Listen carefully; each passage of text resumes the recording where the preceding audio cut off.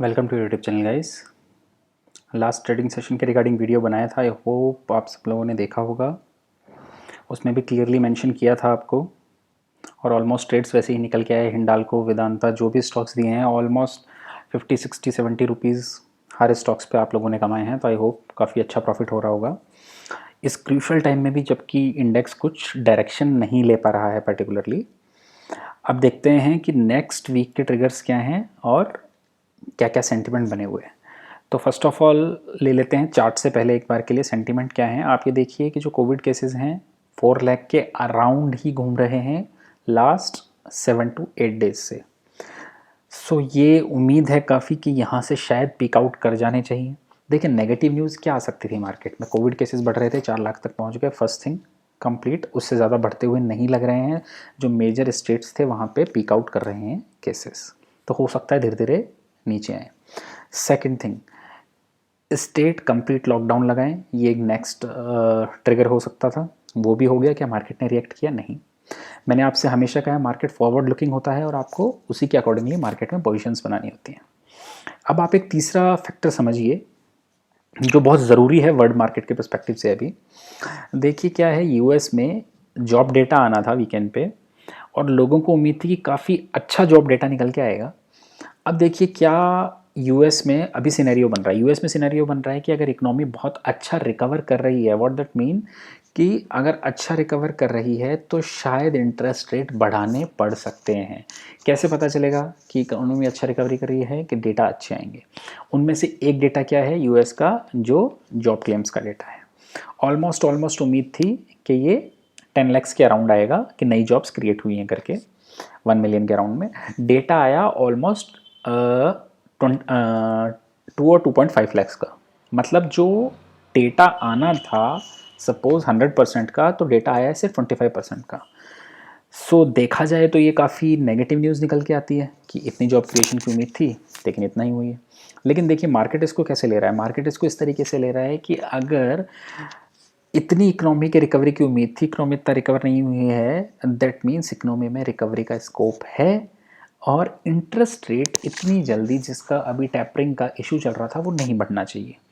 तो इस वजह से क्या होगा, मार्केट में लिक्विडिटी फ्लो बना रहेगा। हो सकता है और लिक्विडिटी आए और मार्केट ऊपर रहेंगे। तो ये तीनों सेंटीमेंट समझिए, कोविड के केसेस पीक आउट का, लॉकडाउन का, और यूएस मार्केट्स का।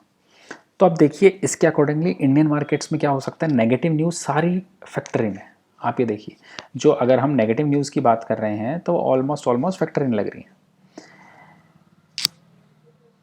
अगर नेगेटिव न्यूज़ पे मार्केट रिएक्ट नहीं कर रहा है, ऊपर निकलने की कोशिश कर रहा है, दैट मीन्स कि ऊपर की साइड का ब्रेकआउट आ सकता है। ये हुआ सेंटिमेंटल रिगार्डिंग बात। अब आ जाते हैं चार्ट्स पे जल्दी से।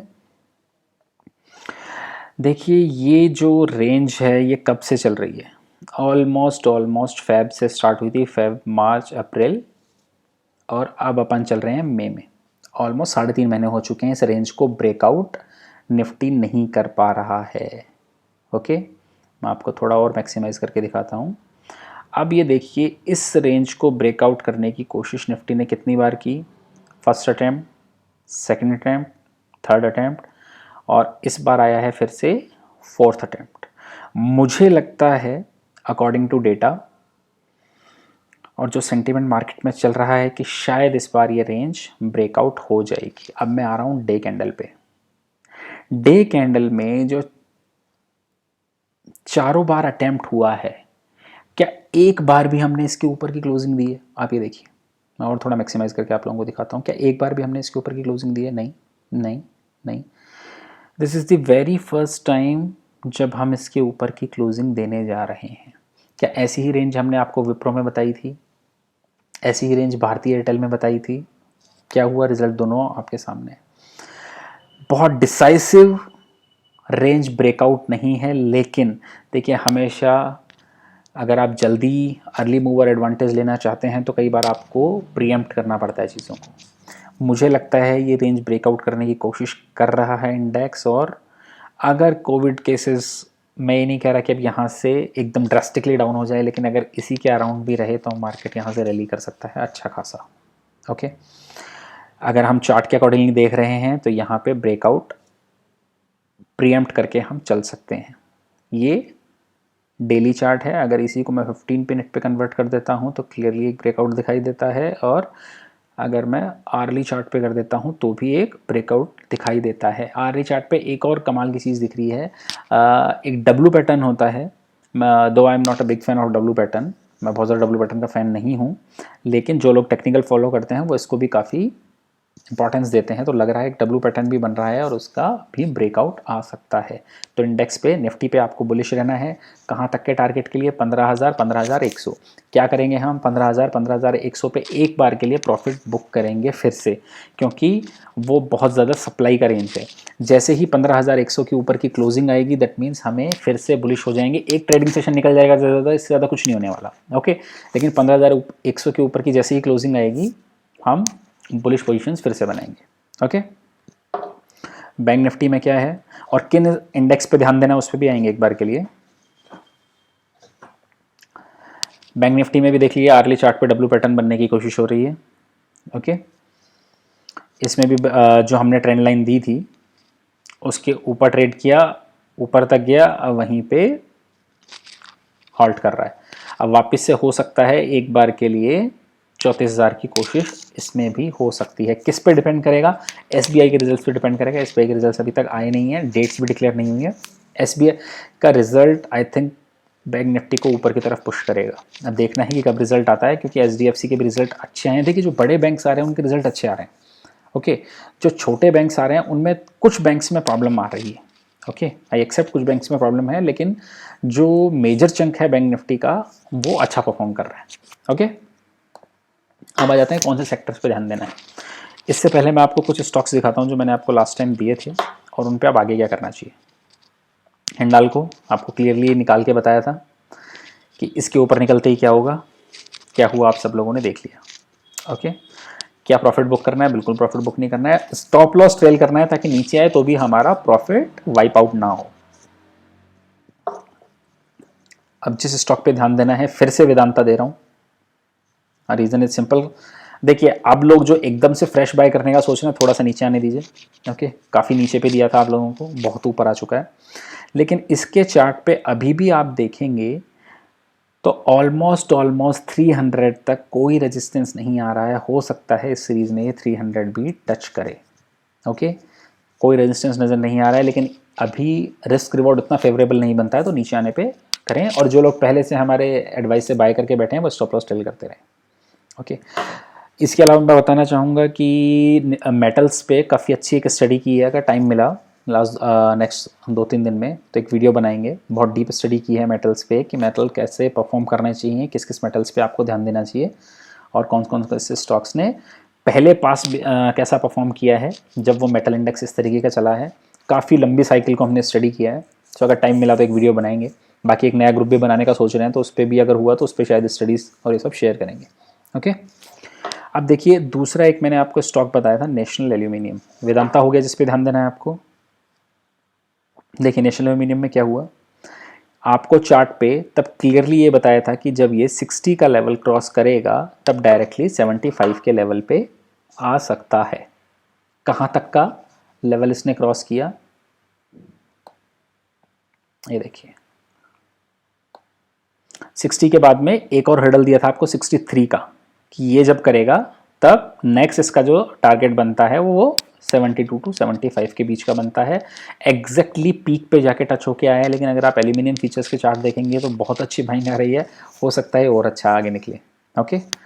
अब एक स्टॉक जिस पे अब आपको ध्यान देना है, जो अभी तक चला नहीं है, जैसे स्टॉक आपको प्रीएम्प्ट करके पहले दिए थे, बाद में चले, टाइम लगेगा।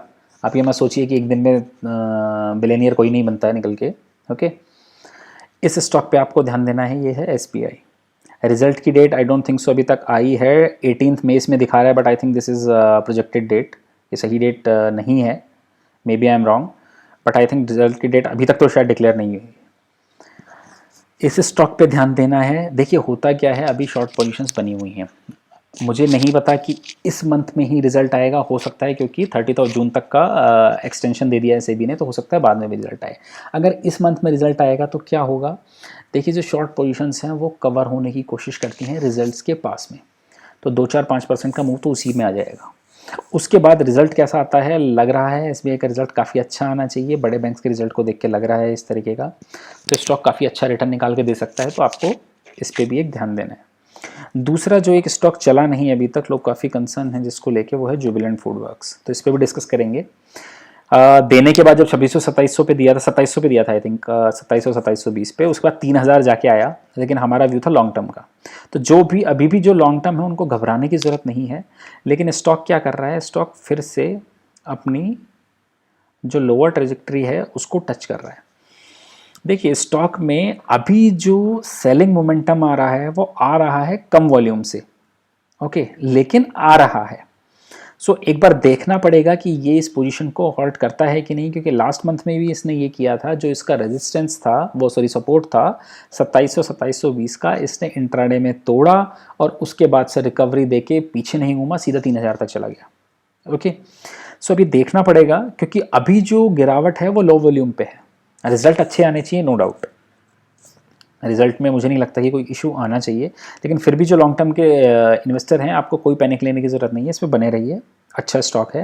हाँ, पी ज़्यादा है तो घबराने की ज़रूरत नहीं है, इस इंडस्ट्री का पी हमेशा ज़्यादा रहता है और ज़्यादा ही रहेगा। ओके, अभी एकदम अपने सपोर्ट के पास में, तो देखना पड़ेगा कि कैसे बिहेव करता है। बाकी जो ऑप्शंस वाले हैं जो हेजिंग के थ्रू चल रहे हैं उनको इतना हेडेक लेने की ज़रूरत नहीं है, इसका भी ट्रिगर रिजल्ट के पास ही आएगा। देखिए जो 30 जून की डेट एक्सटेंड हुई है बीच में आके, इसने एक पैनिक क्रिएट कर दिया है, अदरवाइज़ ये मई में ही सबके रिजल्ट आने थे। अब देखते हैं एक बार रिजल्ट कब आता है। ओके, उस पर सारा डिपेंड करेगा कि रिजल्ट के पास में पोजीशंस क्लियर होती हैं, जैसे आप सारे स्टॉक्स में देख ही रहे होंगे कि रिजल्ट के पास में आके क्या होता है। ओके, सो अब आपको ध्यान देना है नेक्स्ट मूव के लिए, मेटल्स तो चल ही रहा है, उसमें कोई इफ एंड बट है ही नहीं।